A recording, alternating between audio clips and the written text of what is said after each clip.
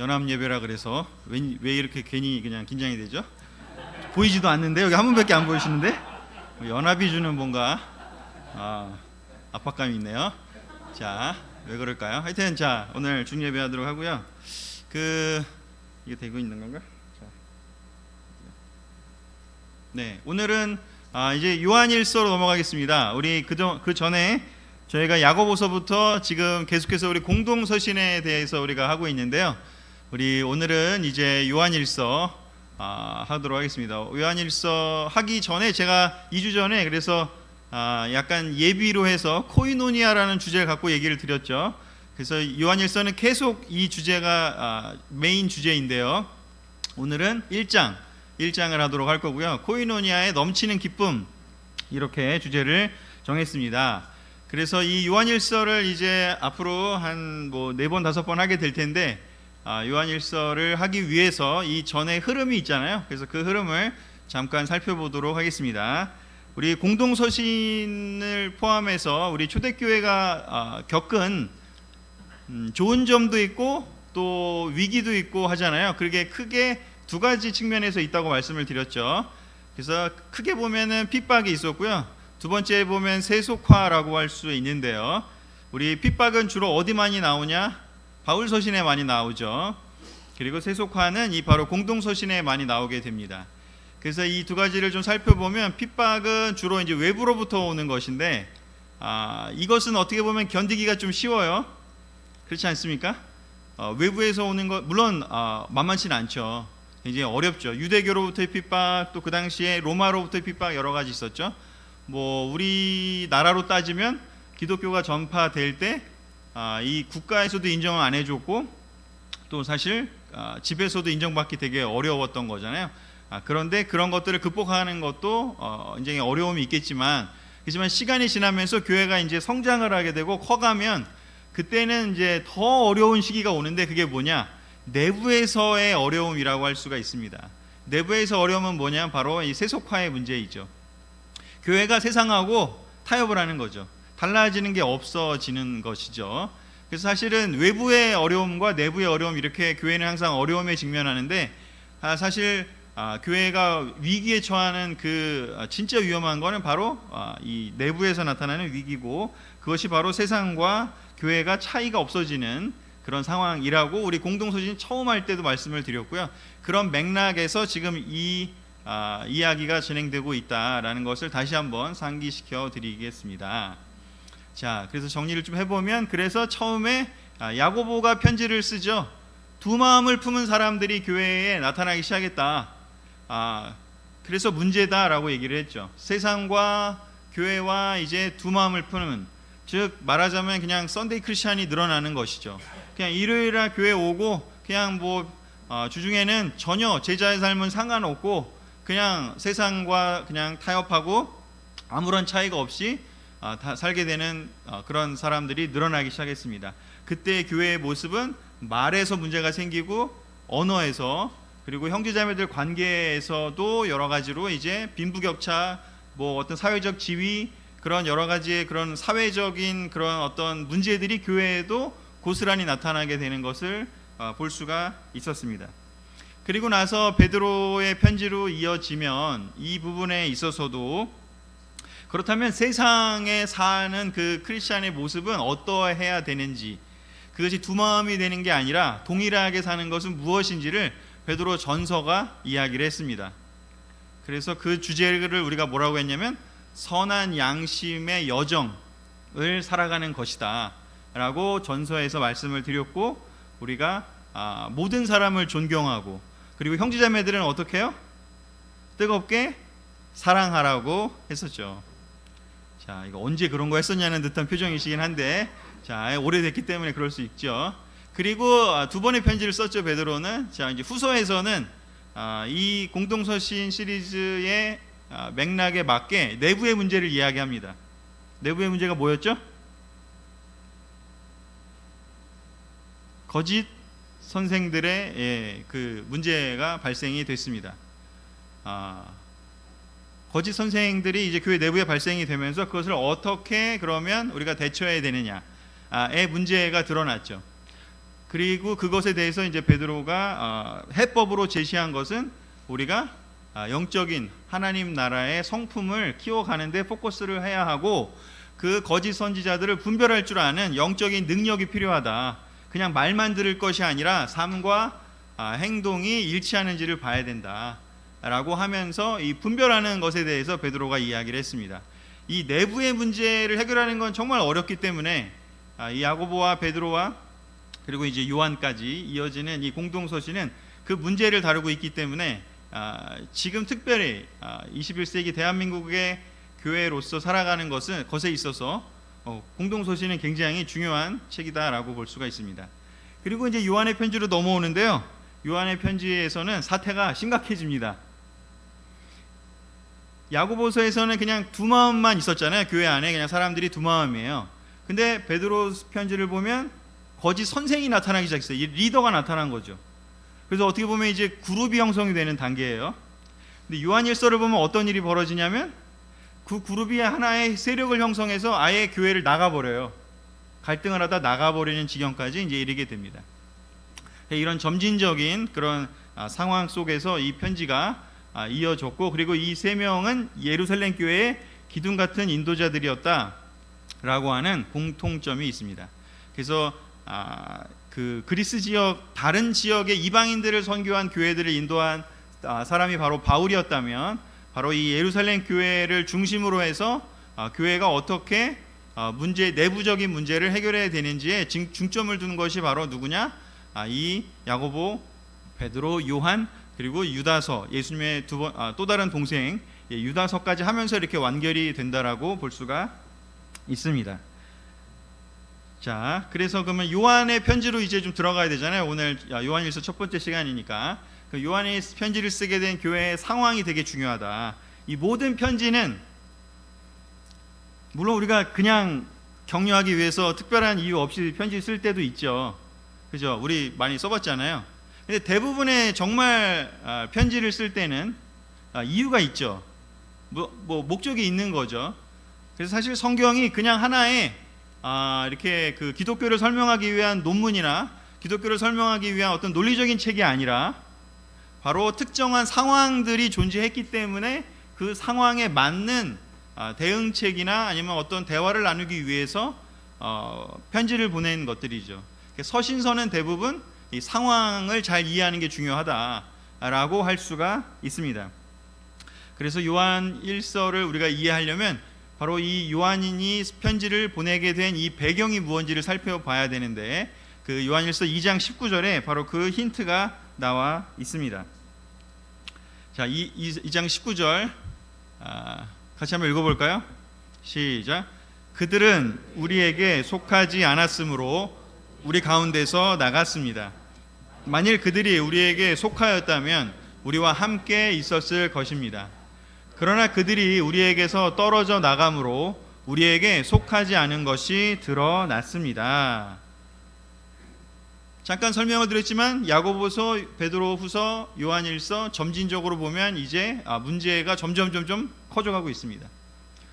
외부의 핍박으로 왔을 때 바울이 썼던 편지들의 그런 내용을 보면 막 되게 교회가 힘들어 보이지만 이방인 교회 점점 커져요.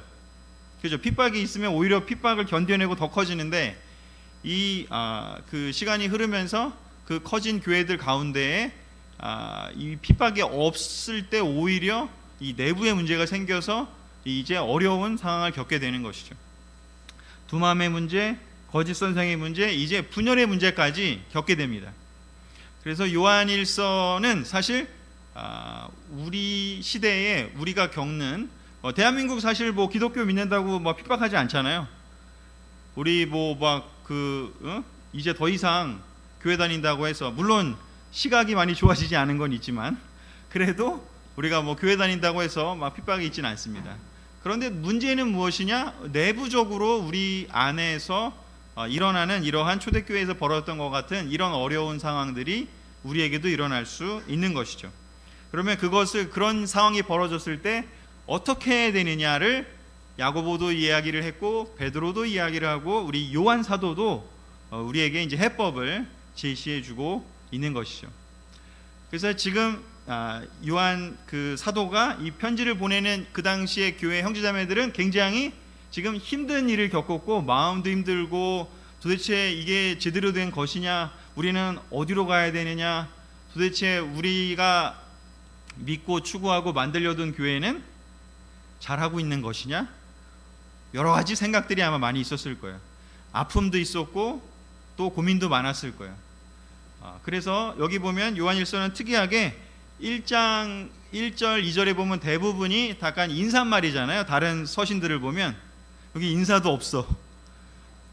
마음이 요한이 그만큼 지금 좀 빨리 얘기해주고 싶은 그런 상태가 아닐까라는 생각이 들 정도로 인사도 없고 지금 굉장히 바로 본론으로 치고 들어갑니다. 이런 급박한, 지금 심각한 상황에 처해 있을 때 바로 이 요한이 이 편지를 썼다. 그래서 이러한 정황을 좀 이해한 상태에서 이 내용들을 봐야 여기 똑같은 단어들이 다른 서신에, 다른 책에, 다른 성경에 나와 있는 단어가 쓰이더라도 이런 상황을 생각하고 이걸 봐야 조금 더 이해할 수 있는 부분이 넓어지고 깊어질 수 있다. 이렇게 볼 수가 있습니다. 이런 어려운 상황에 처한 교회를 회복하고 다시 영적인 올바른 트랙에 올려놓기 위해서 요한 사도는 편지를 쓰게 되었습니다. 야고보, 베드로보다 가장 오랫동안 사역을 했고 가장 많은 사역을 한 바로 분이 요한 사도였죠. 그래서 이런 관점에서 요한일서를 쓰는데요. 바로 이 요한이 그래서 편지를 쓰는 목적에 이런 이야기를 하죠. 1장 4절에 이렇게 나와 있죠. 같이 한번 읽어볼까요? 시작. 우리는 여러분과 함께 넘치는 기쁨을 나누려고 이 글을 써 보냅니다. 아멘. 넘치는 기쁨을 나누려고 이 글을 쓴대요. 첫 번째 그 말을 여러 가지 얘기한 후에 이야기하는 그 목적을 얘기를 하고 있습니다. 이 뒤에도 여러 가지 목적을 얘기하지만 첫 번째 목적을 얘기를 하는 게 바로 무엇이냐? 넘치는 기쁨을 나누려고 글을 쓴대요. 그 넘치는 기쁨을 나누려고 글을 쓴다는 것은 무슨 뜻일까요? 기쁘지 않다는 뜻이죠. 지금 기쁘지 않은 거예요. 굉장히 힘든 거예요. 감정을 생각해 보면 우리 요즘 EHS 하고 있으니까 좀 감정 더 잘 이해하시죠? 우리 대화하고 뭐 글을 읽을 때 우리 감정을 좀 더 떠올려 본다면 지금 굉장히 슬프고 너무 황당하고 너무 혼란스럽고 너무 어떤 좌절스럽고 막 실망스럽고 이런 감정이 있는 형제자매들인 거예요. 그렇기 때문에 이걸 어떻게든 사도 요한 입장에서는 이 기쁨을 다시 회복시켜 주고 싶다, 그런 이야기를 한 거죠. 그래서 우리도 우리 뭐 일요일 날 우리 목사님도 얘기했지만 이렇게 위로하고 또 기쁨을 나누는 것은 사도 요한과 같은 마음이다. 그래서 여러분들 모두 여러분이 기쁨을 먼저 회복하시고 찾으시고, 그리고 옆에 혼자만 누리시지 마시고 옆에 있는 분들에게 사도 요한의 마음으로 넘치는 기쁨을 나누려는 그런 마음으로 여러분이 이렇게 지내시면 너무 좋겠다. 그래서 혹시라도 넘치는 기쁨이 있으신 분은 옆에 있는 분들과 잠깐 넘치는 기쁨을 한번 나눠보세요. 넘치는 기쁨이 없으시면 그냥 받으세요. 그냥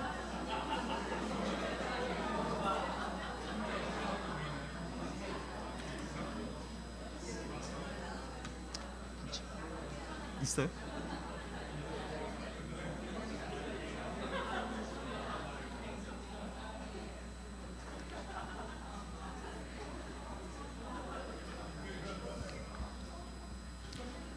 참 사실 우리 대부분 사도 요한과 같은 마음을 갖고 있잖아요. 우리도 좀 내가 막 넘치는 기쁨이 있으면 사실 우리는 나누고 싶어질 것 같아요. 근데 그렇게 못하는 이유는 나도 넘치는 기쁨이 없으니까, 그죠? 근데 그때는 우리가 뭘 해야 되느냐? 사도 요한을 만나면 됩니다. 왜냐하면 지금 목적이 뭐라 그래요? 넘치는 기쁨을 나누려고 이 글을 쓴대요. 그러니까 이 글을 읽으면 우리는 넘치는 기쁨을 조금 이렇게 얻어 먹을 수 있는 거죠, 말하자면. 네, 감사합니다. 넘치는 물을 나눠주셨어요. 아멘. 그래서 이 그래서 제가 오늘 첫 번째 사도 요한일서를 얘기할 때 코이노니아의 넘치는 기쁨이라고 말씀을 드렸고, 요한이 지금 전해주고 싶은 이 감정과 이런 어떤 영적인 상태를 우리가 먼저 이해하면서 우리가 보는 것이 도움이 된다라는 이야기를 말씀드리고 싶고, 넘치는 기쁨이 없을 때는 어떻게 해야 된다? 혼자 계시거나 아니면 막 계속 굴파고 막 이렇게 막 피하고 그러시면 안 되고 사도 요한을 만나셔라. 아니면 옆에 계신 넘치는 기쁨이 있으신 분들을 만나셔도 좋고요. 자, 그러면 이 넘치는 기쁨의 근원이 무엇인지를 앞에서 얘기하고 있어요. 인사말도 건너뛰고 지금 요한이 얘기하고 싶은 게 넘치는 기쁨을 주고 싶다라고 얘기를 한 거예요. 인사말도 건너뛰고. 근데 앞에서 그 넘치는 기쁨이 어디서 왔는지를 설명하고 있어요. 요한일서 1장 3절을 이야기를 한 후에 넘치는 기쁨을 여러분에게 주고 싶다 이렇게 얘기를 했어요. 3절을 한번 읽어보겠습니다. 시작. 우리가 보고 들은 것을 여러분에게 전하는 것은 여러분도 우리와 교제를 갖도록 하기 위한 것입니다. 우리의 교제는 아버지와 그분의 아들 예수 그리스도와 갖는 교제입니다. 아멘. 사도 요한은 얘기하고 있어요. 내 넘치는 기쁨이 어디서 왔냐면 내가 보고 들었던 그 경험에서 온다라고 얘기를 하고 있어요. 내가 보고 들었던 그 경험, 내가 실제로 겪었던 그 경험이 있는데 그게 뭐냐면 바로 예수님하고 3년 정도 같이 시간 보낸 거. 그 시간이 자기에게는 너무 큰 기쁨의 근원이었고 다른 어떠한 뭐 어려움이 오거나 아니면 뭐 어떤 그 상황이 와도 뺏어갈 수 없는, 앗아갈 수 없는 특별한 시간이었다라고 얘기를 하고 있어요. 그 예수님을 내가 직접 봤고 들었고 같이 숙식도 했고 많은 일들을 하면서 내가 교제를 나눴다라고 얘기하고 있어요. 사귐을 가졌다라고 얘기하고 있어요. 근데 바로 그 예수님과 만났던 바로 그 우리들이 여러분들에게 말씀을 전해서 형성된 이 교회가 바로 그래서 형성된 게 우리의 교제잖아요. 그래서 그 교제가 바로 이 예수님과 우리가 나눴던 교제가 전달이 되는 그 과정이다라고 얘기를 하고 있는 거예요. 여기서 사용된 이 교제라는 단어가 여기 그 원어에는 코이노니아라고 저기 지금 그리스어로 써 있는 겁니다. 코이노니아. 여기서 우리의 교제는 예수 그리스도와 갖는 교제입니다 할 때 그 교제가 바로 코이노니아예요. 예수님과 만나는 그 교제, 펠로우십이라고도 영어로 번역이 될 수 있고 저기 지금 가려져 있는데 교제 그리고 사귐 이런 표현이에요. 교제, 사귐. 이거는 그냥 어떤 면에서는 그냥 뭐 이렇게 명함 주고받는 그런 수준이 아니라 이렇게 밀접한 관계죠. 주고받고가 일어나는 밀접한 관계를 얘기하고 있습니다. 사도 요한의 넘치는 그 기쁨의 근원지는 바로 어디였냐면 예수 그리스도를 알게 되고 만나고 듣고 이야기했고 또 여러 가지 보고 들은 그런 것들이 바로 나의 기쁨의 근원이라고 얘기를 하고 있습니다. 복음서에도 예수님께서 제자들을 이렇게 전도하라고 보내시면서 여러 가지 이렇게 뭐 디렉션을 주시는 장면이 나오죠. 그때 막 가가지고 전도하고 돌아와서 제자들이 신나가지고 막 얘기하죠. 제가요 전도했더니 막 이런 일이 벌어졌어요. 저런 일이 벌어졌어요. 막 얘기를 해요. 근데 예수님이 뭐라고 하죠? 네, 그런 걸로 기뻐하지 말라고. 그냥 이렇게 전도했고 그 다음에 사람들 만났고 거기서 일어나는 어떤 업앤다운 좋은 일 나쁜 일 여러 가지 있겠지만 그런 거에 신경 쓰지 말고 너의 이름이 하늘에 기록된 것을 기뻐해라. 그 하늘에 기록됐다라는 게 뭐냐면 바로 천국 간다 그런 단순한 그 먼 훗날에 일어날 거를 위해서 지금은 참어 뭐 이런 뜻이 아니라 그런 뜻이 아니라 예수님과 갖는 교제가 의미하는 게 바로 그 말씀이에요. 그래서 예수님과 갖는 그 교제 때문에 지금 너는 세상을 창조한 하나님의 아들인 나랑 지금 만나는 거고 이거는 정말 놀라운 일이야 라고 얘기하시는 거고 그 교제가 갖는 의미가 무엇인지를 알려준 거예요. 그 교제로 인해서 생기는 그 결과에 신경 쓰는 게 아니라 이 교제 자체에 포커스하라고 이야기를 하는 것입니다. 이게 어마어마하게 정말 위대한 일이잖아요. 아니 예수님이 여러분을 이렇게 만나고 또 교제하고 여러분에게 말씀을 전해주고 뭐 의사소통하고 여러분의 기도를 들어주고 그게 당연한 건가요? 그래야만 하시는 건가요? 아니잖아요. 사실 예수님이 여러분과 교제를 가져주는 것은 이렇게 하시는 것은 물론 예수님이 너무 원하시는 거지만 굉장히 놀라운 일이고 굉장히 특별한 일이라는 것입니다. 사도 요한은 그 경험을 알고 있기 때문에 이제 교회 내부에서의 관계들 때문에 막 누구는 막 거짓 교사들이 형성해서 막 떨어져 나가고 막 너무너무 힘들고 막 지치고 실망스러운 그 형제자매들에게 다시 우리의 기쁨의 근원이 어디인지를 지금 알려주는 거예요. 그게 어디라고요? 예수 그리스도와 갖는 교제라고. 예수님과 갖는 그 교제에서 기쁨의 근원을 찾을 수 없다면 교회는 그냥 끝난 겁니다. 교회가 될 수가 없는 거예요. 그래서 이 부분을 우리가 한번 이 표로 한번 설명을 드리겠는데요. 성경에서 교회라고 하는 단어가 크게 보면 그리스어로 두 가지가 있습니다. 에클레시아라는 단어가 있고요, 코이노니아라고 하는 단어가 있습니다.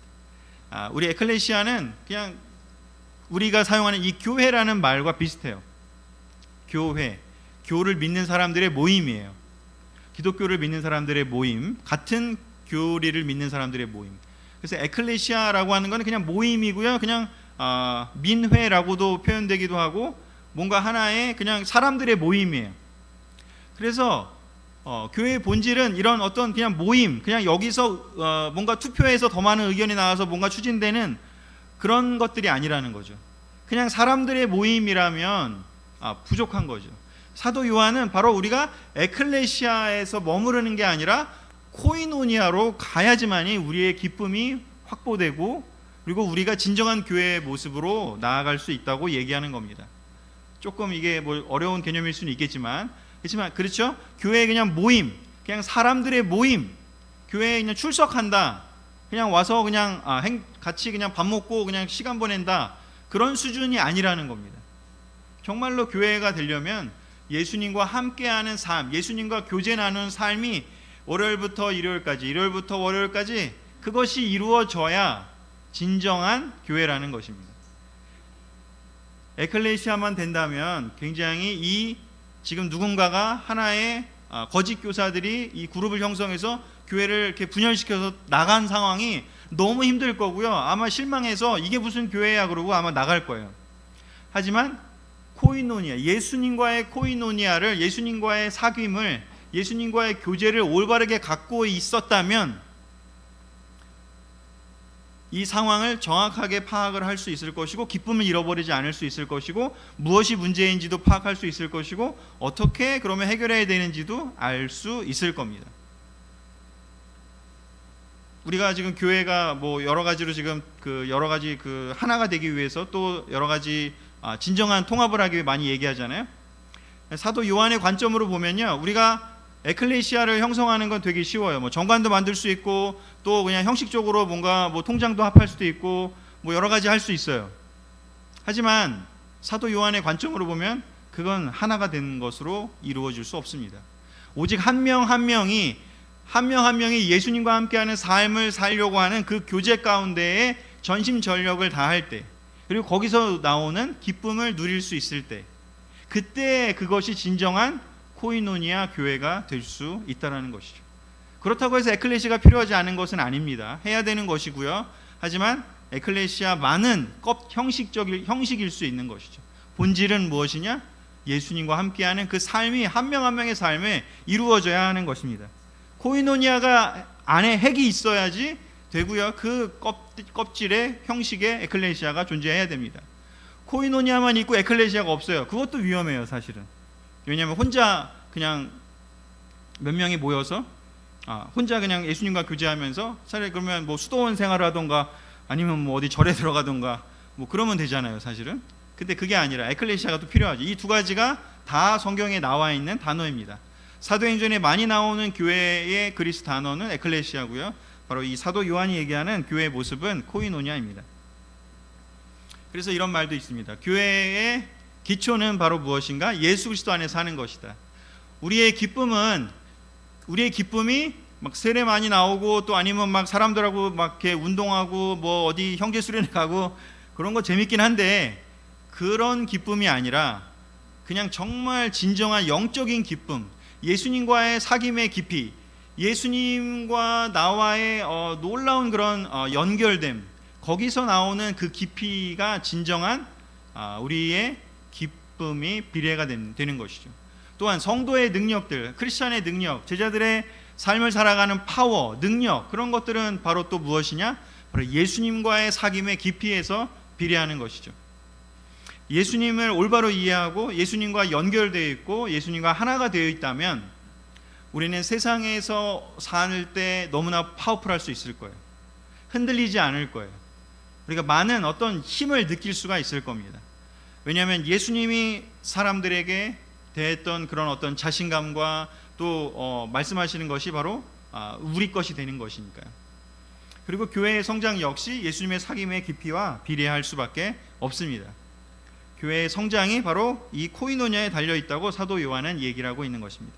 자, 여기까지 정말 1장에서 1절에서 4절 어떠한 인사말도 없이 사도 요한은 강력하게 우리가 지금 어디를 바라봐야 되느냐, 이 흔들리고 있고 이 어려운 상황 속에 있는 교회에게 정말 나는 정말 이 기쁨이 있는데 이 기쁨이 바로 어디서 오느냐, 바로 예수님과의 교제에서 오는 것이다 라고 이야기를 한 후에 바로 이제 본론으로 들어가기 시작을 하는데요. 그 첫 번째 1장에 나오는 그 첫 번째는 바로 무엇이냐, 빛이신 하나님과 함께 사는 것이 바로 예수님이 우리에게 주고 싶었던 하나의 놀라운 교제의 내용이다 라고 이야기를 하게 됩니다. 우리 요한일서 1장 5절에서 7절 같이 한번 읽어볼까요?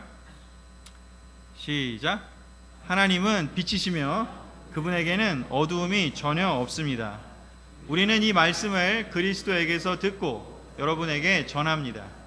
그러나 하나님이 빛 가운데 계시는 것과 같이 우리도 빛 가운데 살면 우리는 서로 교제하게 되며 그분의 아들인 예수님의 피가 우리를 모든 죄에서 깨끗하게 합니다.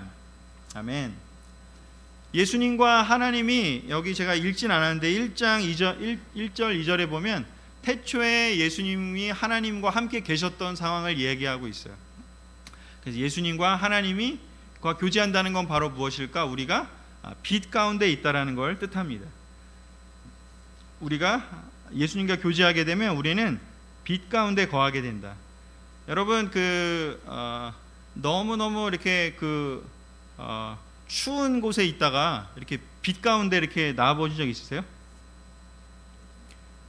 햇빛 이렇게 겨울에 이렇게 어디 안에 너무 달달 떨고 있는데 이렇게 빛이 내려오는 이렇게 나와서 이렇게 딱 쬐 보신 적 있으신지? 그 따뜻함이 있는 거죠. 하나님이 주실 수 있는 그 빛의 특징 중에 하나는 바로 무엇이냐면 따뜻함인 것이죠. 우리에게 열기를 주시고 우리에게 따뜻함을 줍니다. 그런데 그 하나님과의 그 교제가 바로 빛과 우리가 교하게 되면 우리가 이렇게 따뜻하게 되고 녹게 되고 우리가 추위에서 벗어날 수 있고, 그리고 또 하나는 이렇게 빛의 속성 중에 하나가 뭐냐면 이렇게 어두움을 밝혀주는 것이죠. 영화 보신 적 있나요? 최근에 뭐 영화 보자고 얘기하신 분도 있고, 극장 최근에 뭐 인디아나 존스도 나오고, 아닌가요? 재밌는 영화 없으셨나요 혹시? 극장에 가면 이렇게 암전하잖아요. 그리고 우리 다시 이렇게 극장 바깥에 나오면 이렇게 빛이 보이죠. 어두움 속에 있다가 빛에 나오면 사실 우리가 이 빛을 그만큼 받아들이기가 생각보다 어려울 수 있어요. 그런데 빛에 계속 있는 사람은 그 빛이 주는 그 밝음과 그리고 그 따뜻함이 어색하지 않다라는 거죠. 예수님과 늘 함께하고 있는 사람은 그 빛이 함께하고 있기 때문에 따뜻한 그 열과 그리고 그 밝음에 의해서 어두움이 있을 수 없는 거죠. 우리 홍흑프라자 여기 지하 3층이 예전에 굉장히 어두움의 세계였던 거 아신가요? 지하 3층? 진짜 어두웠거든요. 주차장이요. 우리가 쓰지를 못했죠. 가끔 용기 있는 분만 내려가셔가지고 거기 대고 이렇게 올라오신 적이 있어요. 그때 거기를 주로 사용하시던 분들이 누군지 아시나요 혹시? 네,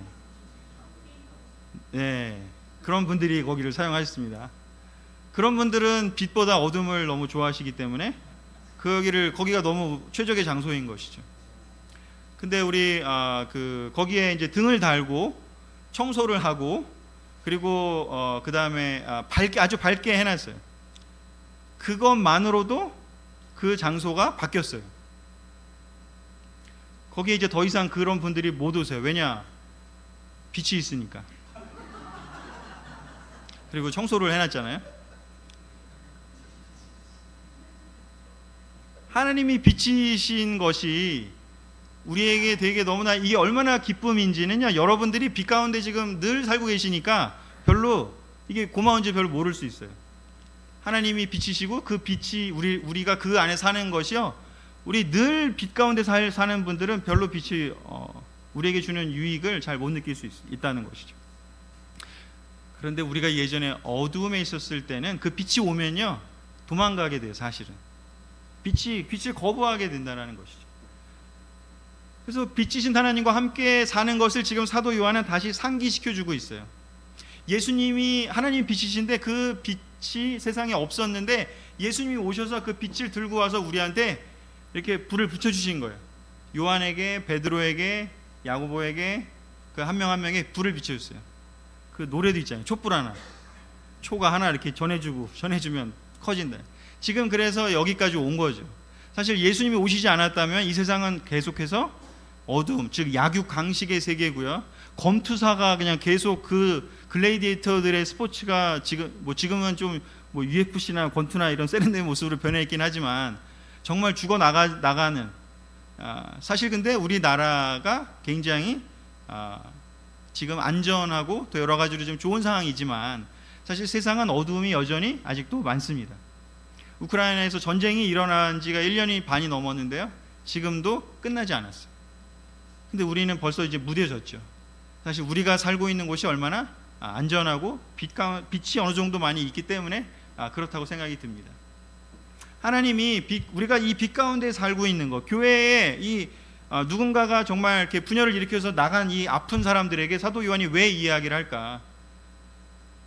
그런 아픔이 있지만 우리가 근본적으로 우리가 하나님과 함께 있고 이 빛 가운데 빛으로 오신 예수님과 우리가 함께 있게 되는 것이 얼마나 특별한 건지, 그리고 그 빛이 싫어서 어두움이 생긴 사람들은 빛을 떠날 수밖에 없는 당연한 어떤 면에서 결과다라고 지금 그 아픔이 있는 상황을 이렇게 친절하진 않지만 이렇게 설명을 해주고 있는 거예요.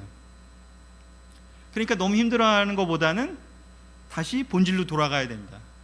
교회가 빛이 있는 곳이라는 것, 우리 한 명 한 명이 빛 가운데 사는 것이 얼마나 중요한가, 그렇게 얘기를 하면서 이 뒤에 제가 다 적어오진 않았지만 여기 6절에서부터 10절까지 이 빛과의 교제를 방해하는 어둠의 요소 3가지를 여기서 설명하고 있습니다.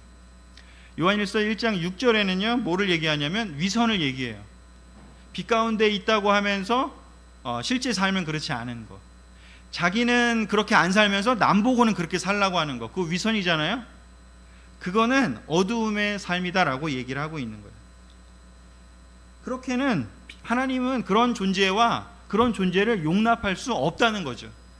교회가 정말로 예수님과의 코이노니아라면, 빛과 함께 있는 곳이라면 더 이상 지하 3층에 불이 켜졌을 때, 빛이 생겼을 때 더 이상 예전에 오시던 분들이 올 수가 없는 것처럼 교회에 빛이 밝게 비치면 비칠수록 위선이 있는 사람은 이 교회에 있을 수가 없는 겁니다. 자기는 그렇게 살지 않으면서 남에게 그렇게 살라고 얘기하는 사람들은요 일시적으로는 있을 수 있어도 계속 이 하나님의 교회에는 있을 수 없습니다. 요한일서 1장 8절은 뭐라고 얘기하는지, 속이는 것, 자기를 기만하는 것에 대한 이야기를 하고 있습니다. 속이는 것에 대해서 1장 8절에 뭐라고 나오죠? 죄가 없다고 하면, 우리에게 죄가 난 없어요, 있는데 없다고 얘기하는 거예요. 우리 막 교제하고 나눌 때 여러 가지 우리 진실한 얘기를 해야 되는데 진실성이 떨어지는 거예요. 자꾸 뭔가 거짓말을 해요. 우리 여기에 빛이신 하나님의 공동체에, 하나님의 교회에 있을 수 있을까요? 바퀴벌레가 어두움을 좋아하지 빛 가운데 있을 수 있냐고요. 속이는 것은 그만큼 빛이 용납할 수 없는 것입니다. 하나님은 속이는 사람들에게 속지 않는다라고 갈라디아에서도 이야기를 하고 있죠. 사람이 일시적으로는 속일 수 있어도 하나님을 계속해서 속일 수는 없습니다.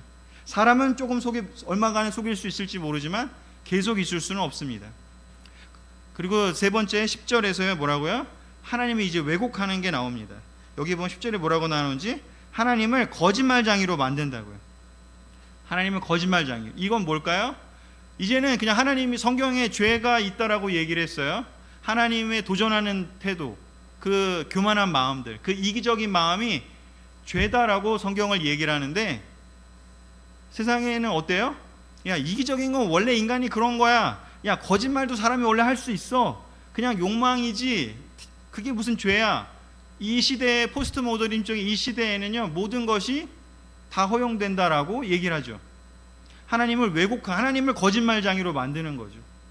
그 가르침들을 그대로 받아들이면 하나님을 왜곡하는 것이 바로 로마서 1장에 많이 나오지 않습니까?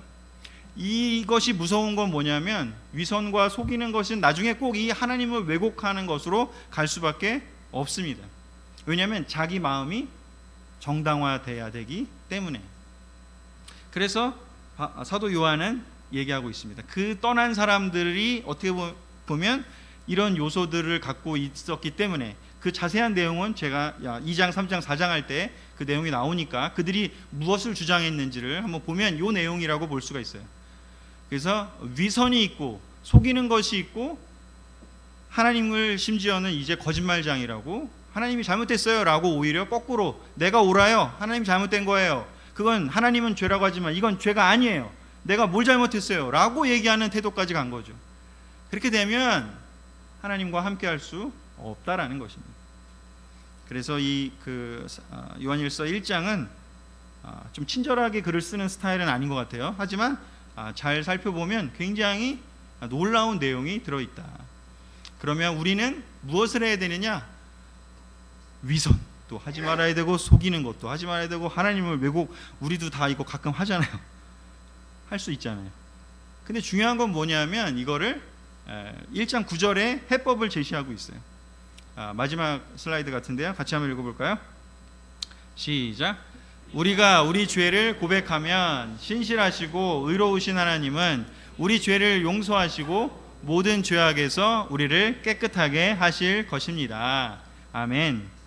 여기에서의 죄라는 단어는 우리의 한계, 어두움이라는 뜻인 거예요. 우리 갈라디아에서 나오는 막 그런 구체적인 어떤 그런 느낌이 아니라 우리의 한계, 우리가 이렇게 위선할 수도 있고, 또 여기 보면 기만할 수도 있고, 속일 수도 있고, 또 여기 보면은 좀 이렇게 우리가 진리에 대해서 혼란스러울 수도 있다라는 거죠. 하지만 우리가 그렇게 실수했을 때, 누군가가 지적해 줄 수도 있고, 아니면 내가 깨달을 수도 있고 할 때, 그때 어떻게 하라는 건지 인정하라는 거예요.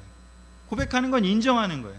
우리가 우리의 죄를, 우리의 어두움을, 우리의 어두움이 측면을 인정하고 다시 드러내면 돼요. 너무너무 추운 그 지역에 있다가, 아까 햇빛이 있는 겨울이지만 막 고드름이 달려있고 추운 곳에 있어서 하지만, 근데 따뜻한 곳에 나왔다가 또 거기 좀 있다가 좀 따뜻해졌다고 다시 어둠 속에 들어가. 그러면 다시 춥지 않겠습니까? 그 햇볕에 우리가 계속 햇볕을 쬐야 돼요. 햇볕을 지속적으로 쬐야지 그 거함에, 그 사귐에 햇볕과 만나는 그 시간이, 햇볕과 만나는 게 교제잖아요. 그 교제의 시간이 길어야 돼요. 근데 반대로 햇볕은 잠깐 만나고 다시 어두움 속에 한참 있어. 그리고 나는 햇볕하고 교제하고 있어. 햇볕을 만나고 있어. 이렇게 이야기한다면, 그런 것은 이 태도가 아니라 바로 앞에 얘기하는 그런 태도가 되는 거죠. 어두움의 태도요. 여기는 뭐예요? 우리는 계속해서 빛 가운데 있다가 우리가 일시적으로 일부 어떻게 보면 우발적으로 또는 우리 넘어질 수 있잖아요.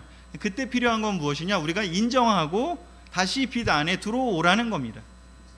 그러면 어떻게 돼요? 우리의 죄를 고백한다는 게 그런 뜻이라면, 신실하시고 의로우신 하나님은 우리 죄를 용서하시고 모든 죄악에서 우리를 다시 회복시켜 줄 거라고요. 햇빛이 그 모든 걸 할 겁니다. 우리가 할 일은 뭐예요? 우리는 우리 스스로 햇빛이 되라는 게 아니죠.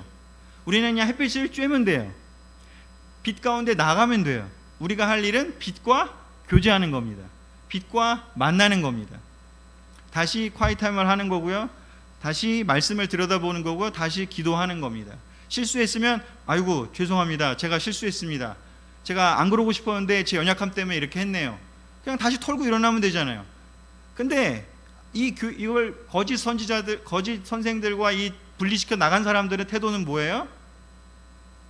계속해서 자기를 정당화하고 자기를 옳다고 주장하려다 보니까 이 자기 죄를 고백하는 이걸 안 하고 계속 고집 부리고 급기야는 하나님이 잘못했어요? 교회가 문제예요? 이 교회가 문제예요? 우리는 우리 마음대로 할 거예요? 그리고 분리시켜서 나간 그 사람들이 된다는 것이죠. 자, 그래서 우리가 사도 요한이 쓴 이 편지를 앞으로 이 내용을 좀 더 깊게 보긴 하겠지만 오늘 첫 번째 시간 우리 정리하도록 하겠습니다. 코이노니아의 넘치는 기쁨 제목이었습니다. 다시 이 기쁨을 모두 다 사도 요한의 바람대로 찾으시는 이번 한 주가 되시기를 간절히 바라면서 오늘 말씀을 마치도록 하겠습니다. 아멘.